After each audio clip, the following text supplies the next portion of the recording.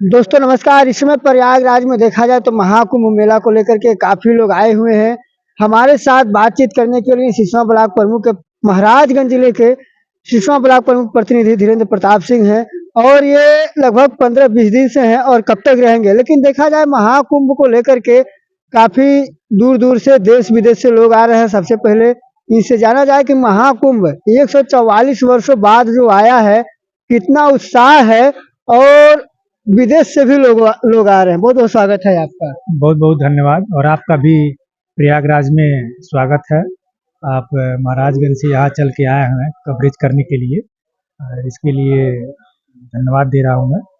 और जहाँ तक महाकुंभ की बात है तो ये तो लगभग लगभग सब लोगों को ज्ञात हो ही गया होगा कि 144 वर्ष के बाद इस तरह का महाकुंभ पड़ा है, जिसमें सारे ग्रह और नक्षत्र ऐसे स्थान पे हैं जो कि समुद्र मंथन के समय ऐसे ही जगह पे कुछ ग्रह 12 वर्ष पे जो होता है तो उसमें कुछ ग्रह जरूर इधर उधर रहते हैं, लेकिन इस बार के महाकुंभ में सारे ग्रह अपने उन्हीं जगहों पे हैं जहां उनको उस समय समुद्र मंथन के समय जिस स्थिति में थे। और देश विदेश की जहाँ तक बात है तो आज सनातन हमारे प्रधानमंत्री जी की वजह से भी, और सनातन की ऐसी महिमा है कि विदेशी भी इसे अछूते नहीं हैं और वो भी आके स्नान कर रहे हैं, इसका लाभ ले रहे हैं। हमारा जहाँ तक अपने क्षेत्रवासियों से ये कहना है कि अगर विदेशी से लोग आ सकते हैं तो आप लोग को भी प्रयास करना चाहिए। कम से कम अमावस्या को जो स्नान होता है, मौनी अमावस्या जो 29 जनवरी को है, उस पर जरूर स्नान करें, क्योंकि उस दिन चंद्र और सूर्य मकर राशि में होते हैं। देवगुरु तो अपने वृक्ष राशि में है ही, तो उस दिन का जो महिमा है सबसे बड़ा है। महीने में किसी भी दिन आते हैं तो वो अलग है, लेकिन अमावस्या के दिन स्नान के बिना कुंभ का स्नान माना नहीं जाएगा। तो उस दिन प्रयास करिए, थोड़ा कष्ट तो होगा, कष्ट सहना, बड़ा पाना है तो कष्ट तो सहना पड़ेगा। अब एकदम से खाली ट्रेन मिले, खाली रास्ता मिले, खाली जगह मिले तो ही स्नान किया जाए तो क्या महत्व है उसका। और आना जी। देखा जाए महाकुंभ में जो नागा कभी दिखते नहीं हैं, जो अघोरी कभी दिखते नहीं हैं, यहाँ काफी अधिक संख्या में आए हुए हैं। उनके लिए क्या कहेंगे? लोगों के विचार से कुछ लोग तरह तरह की बातें सोच रहे हैं कि नागा लोग कहाँ से आते हैं, कैसे, क्या चीज।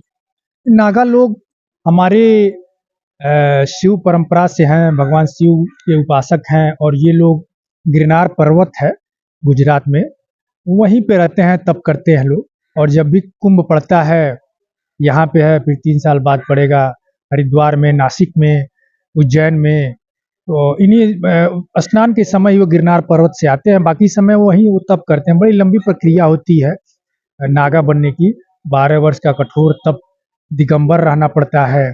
और दिगंबर का मतलब ये होता है कि सारे सांसारिक वस्तुओं का त्याग करना ही दिगंबर होता है।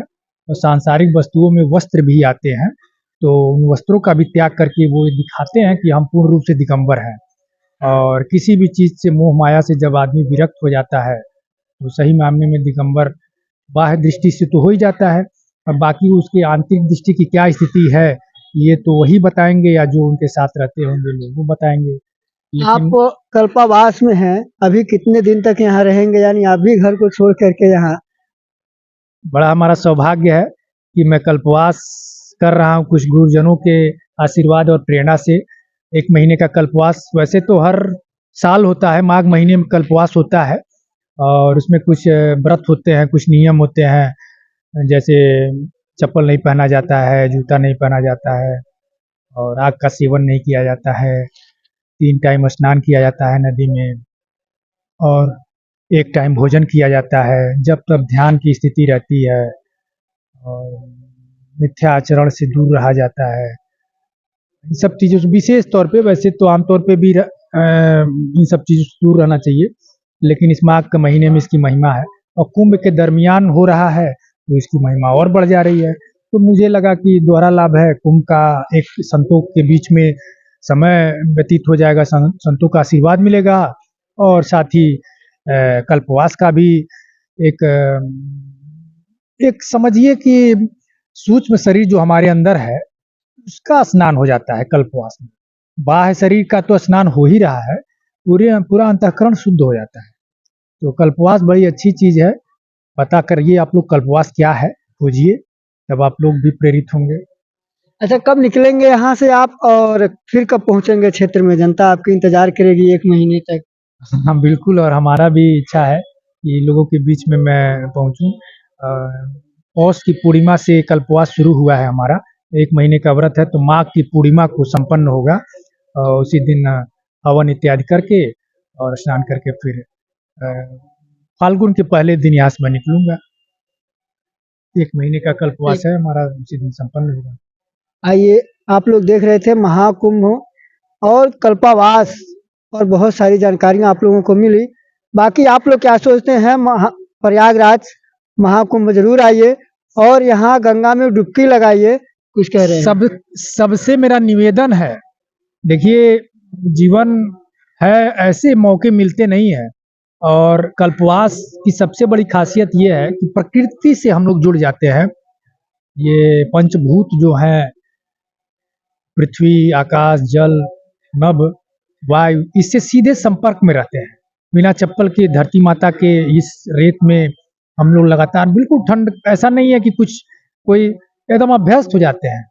नदी में स्नान से जल के संपर्क में आ गए, जो 11 महीने में जो हम लोग एक तरह से कहा जाए तो भोगी है और अपने शरीर को कमजोर करते, उससे जुड़ाव हो जाता है ना। स्नान जरूर करिए आप लोग। मैं विनम्र निवेदन कर रहा हूँ, हार्दिक निवेदन है, एक बार स्नान करिए, कल्याण होगा।